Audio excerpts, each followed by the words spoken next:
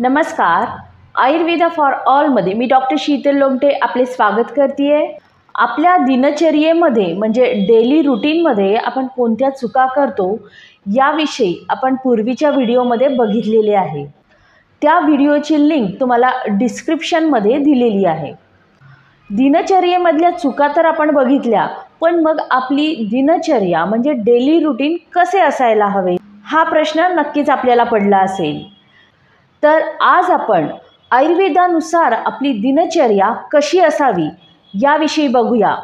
आणि तंतोतंत आयुर्वेदोक्त दिनचर्या जर आपल्याला तशी पाळणे शक्य नसेल तर आजच्या आधुनिक काळामध्ये आयुर्वेदीय दिनचर्या ही कशी बसवावी याविषयी देखील आपण आज बघणार आहोत. त्यापूर्वी आयुर्वेदा फॉर ऑल या चॅनलला सबस्क्राईब केलं नसेल तर सबस्क्राईब करा आणि बेल आयकॉन दाबा, जेणेकरून आपल्याला अशाच प्रकारचे नवीन नवीन व्हिडिओ बघायला मिळतील. तर सुरुवात करूया सकाळी उठण्यापासून. तर आयुर्वेदामध्ये सकाळी ब्रह्ममुहूर्तावर उठण्यास सांगितलेले आहे. ब्रह्ममुहूर्त म्हणजे सूर्योदयापूर्वी 1.5 तास आधी, म्हणजे ही वेळ साधारणतः 4:30 वाजताची आपली ही ब्रह्ममुहूर्त हा येत असतो. मग सगळ्यांनाच अगदी 4:30 वाजता जर उठणं शक्य नसेल तर आपण 5:30 ते 6 या वेळामध्ये मात्र नक्कीच उठू शकतो. त्यामुळे ब्रह्ममुहूर्तावर उठले तर अगदी छान, पण आपल्याला इतक्या सकाळी उठणे शक्य नसल्यास 5:30 ते 6 या दरम्यान आपण उठल्यास आपण नक्कीच आजारापासून लांब राहू शकतो. केवळ आजारी व्यक्ती आणि लहान मुले यांनीच थोडे उशिरा म्हणजे 7 वाजेपर्यंत उठले तरी चालेल, परंतु यापेक्षा उशिरा आजारी व्यक्ती आणि लहान मुलांनी देखील झोपू नये. लवकर उठल्यास आपल्या शरीरातील वातदोष हा सुरळीत चालत असतो आणि त्याची क्रिया म्हणजे मलमूत्र शरीराच्या बाहेर टाकणे ही क्रिया देखील सुरळीत राहते. आयुर्वेदीय दिनचर्येमध्ये दुसरी गोष्ट सांगितलेली ती म्हणजे दंतधावन म्हणजे दात घासणे. कडुनिंब, बाभूळ, अर्जुन यांच्या काडीने दात घासण्यास सांगितलेले आहे. आपल्याला दररोज ह्या प्रकारच्या काडीने दात घासणे शक्य नसले तरी सुद्धा आजच्या काळामध्ये आपण आठवड्यातून एकदा नक्कीच याच्या काडीने म्हणजे कडुनिंब म्हणा, बाभूळ म्हणा किंवा अर्जुन यांच्या काडीने दात धुवू शकतो किंवा दंतधावन हे करू शकतो. दिनचर्येमध्ये दंतधावनानंतर गंडूष क्रिया ही करायला सांगितलेली आहे. गंडूष म्हणजे तोंडामध्ये पाणी, तेल किंवा औषधीयुक्त काढे घेऊन तोंडामध्ये फिरवणे याला गंडूष असे म्हणतात. मग यामध्ये विविध काढे किंवा तेल आपल्याला घेऊन रोज फिरवणे शक्य नसले तरी केवळ कोमट पाणी आपण तोंडामध्ये फिरवू नक्कीच शकतो. आणि तोंड धुतल्यानंतर आपण जी चूळ भरतो ही चूळ जर आपण गरम पाण्याने भरली तर आपल्याला तोंडाचे आजार हे होणार नाही. आयुर्वेदीय दिनचर्येमध्ये गंडूषनंतर आपल्याला नस्य ही क्रिया करण्यास सांगितलेली आहे. नस्य म्हणजे नाकामध्ये तेलाचे 2-2 थेंब टाकणे. ही क्रिया सकाळी न करता आपण रात्री झोपताना देखील करू शकतो. आयुर्वेदानुसार दिनचर्येमधील पुढील गोष्ट म्हणजे व्यायाम. आपल्या आपल्या शक्तीनुसार प्रत्येक व्यक्तीने व्यायाम हा करावा असे दिनचर्येमध्ये सांगितलेले आहे. आणि उन्हाळ्यामध्ये आपल्या शक्तीपेक्षाही अर्धशक्तीच व्यायाम प्रत्येकाने करावा. सध्याच्या काळामध्ये आपण योगा, जिम, झुंबा, ॲरोबिक्स कोणत्याही प्रकारचा व्यायाम हा पाऊण तास ते 1 तासभर आपण नक्कीच करू शकतो. परंतु हा व्यायाम देखील आपल्या आपल्या शक्ती अनुसारच असावा. दुसरा व्यक्ती 2 तास व्यायाम करतो म्हणून मी देखील 2 तास व्यायाम करावा असा अट्टहास नसावा. अतिव्यायाम केल्याने थकवा येणे, खूप दम लागणे, चक्कर येणे, खूप तहान लागणे, खोकला येणे, उलटी होणे, खूप ताप येणे हे देखील लक्षणं जर आपण अतिव्यायाम केला तर आपल्याला उद्भवू शकतात. आजारी पडले असता किंवा अजीर्ण झाले असता तसेच वयस्कर व्यक्तींनी व्यायाम हा करू नये. तसेच 16 वर्षाखालील मुलांनी व्यायाम करणे टाळावे. व्यायामानंतर अभ्यंग स्नेह सांगितलेले आहे, म्हणजे सर्व शरीराला तेलाच्या साहाय्याने मालिश करण्यास सांगितलेले आहे. आजच्या आधुनिक काळामध्ये दररोज मालिश करणे आपल्याला शक्य नाही आहे, तरीसुद्धा आपण आठवड्यातून एक वेळा शरीराला स्वतःच्याच हाताने जेवढे शक्य होईल तेवढे तेल मात्र नक्कीच लावू शकतो. आणि ज्यांना शक्य होईल अशांनी दुसऱ्यांकडून आपल्या शरीराला तेलाच्या साहाय्याने मालिश ही करून घ्यावी. अभ्यंगानंतर उठण्याच्या साहाय्याने स्नान करण्यास दिनचर्येमध्ये सांगितलेले आहे.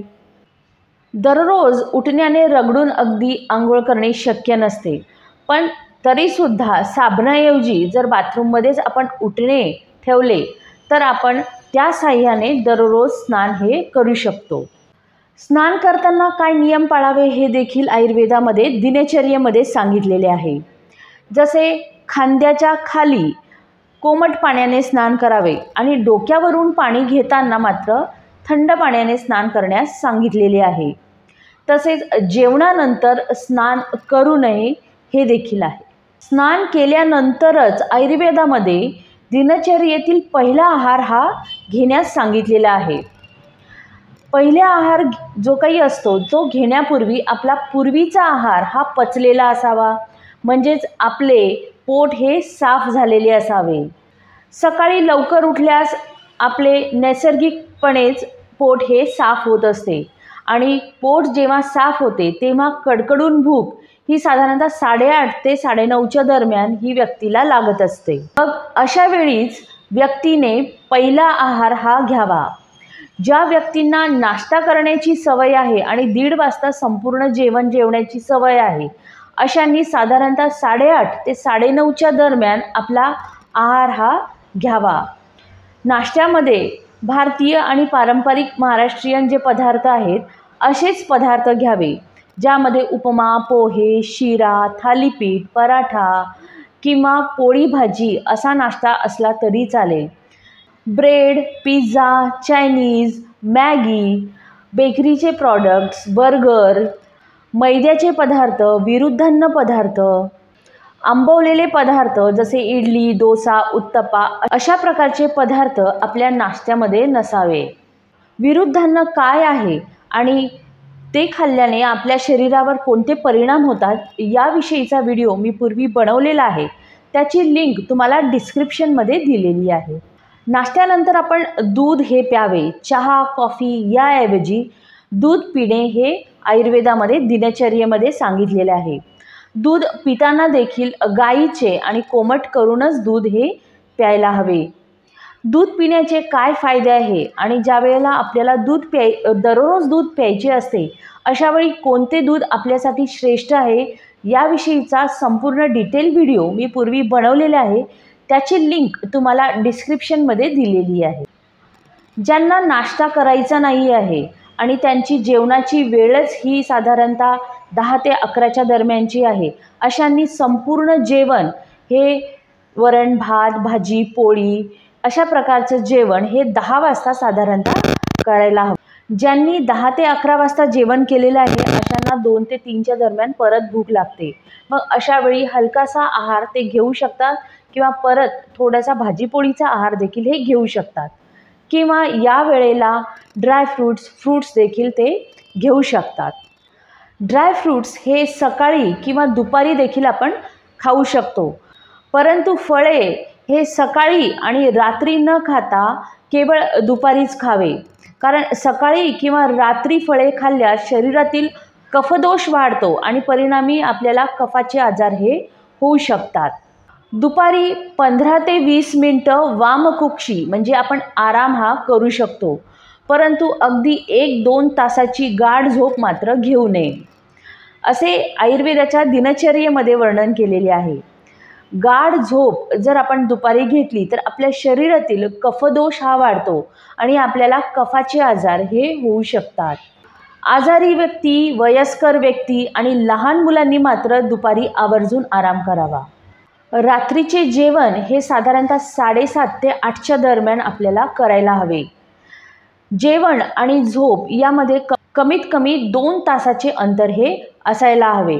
म्हणजे पूर्वीचे जे आपले खाल्लेले अन्न थोडेफार पचल्यानंतरच आपण झोपायला जावे. जेवल्या जेवल्या झोप घेतल्याने शरीरातील आमदोष हा वाढत असतो. त्यामुळे रात्रीचे जेवण फार उशिरा अगदी 9-10 वाजता न करता 7:30 ते 8च्या दरम्यान करावे आणि झोपायला 10 वाजता जावे. रात्री झोपण्यापूर्वी नस्य करावे, म्हणजे नाकामध्ये 2-2 थेंब हे तेलाचे टाकावे. नाभीमध्ये म्हणजेच बेंबीमध्ये 2 थेंब तेलाचे टाकावे. तळपायांना देखील झोपण्यापूर्वी हळुवारपणे तेल चोळावे. ह्या छोट्या गोष्टी झोपण्यापूर्वी आपण नक्कीच करू शकतो. ह्याबरोबरच अगदी छोट्या छोट्या खूप गोष्टी आहेत ज्या आयुर्वेदीय दिनचर्येमध्ये वर्णन केलेले आहे. त्या सगळ्याच इथे सांगणे शक्य नाही, परंतु ह्या काही गोष्टी आहेत. जसे खूप थकवा म्हणजे कायिक आणि मानसिक थकवा येण्यापूर्वीच श्रम करणे थांबवावे. फार वेळ उभे राहू नये, रात्री झाडाखाली झोपू नये, फार वेळ उन्हात काम करू नये, अग्नी पाणी यांच्यापासून लांब राहावे, मन शांत ठेवावे, अतिचिंता अतिशोक हे करू नये, हिंसा चोरी करू नये, नखे केस दाढी यांना वेळीच कापावे. अशा अनेक सदाचार असलेल्या गोष्टींचे वर्णन आयुर्वेदीय दिनचर्येमध्ये केलेले आहे. तर अशा प्रकारे आपली दिनचर्या असावी असे आयुर्वेदामध्ये वर्णन केलेले आहे. तर आजच्या आधुनिक काळानुसार आपण याची नक्कीच थोडीफार सांगड घालून ही दिनचर्या अवलंबू शकतो. तर आजचा व्हिडिओ तुम्हाला कसा वाटला मला कमेंटमध्ये लिहून नक्की पाठवा आणि आपले काही प्रश्न असतील तेही तुम्ही कमेंटमध्ये लिहून पाठवू शकता. व्हिडिओ आवडल्यास लाईक करा आणि शेअर करा. धन्यवाद.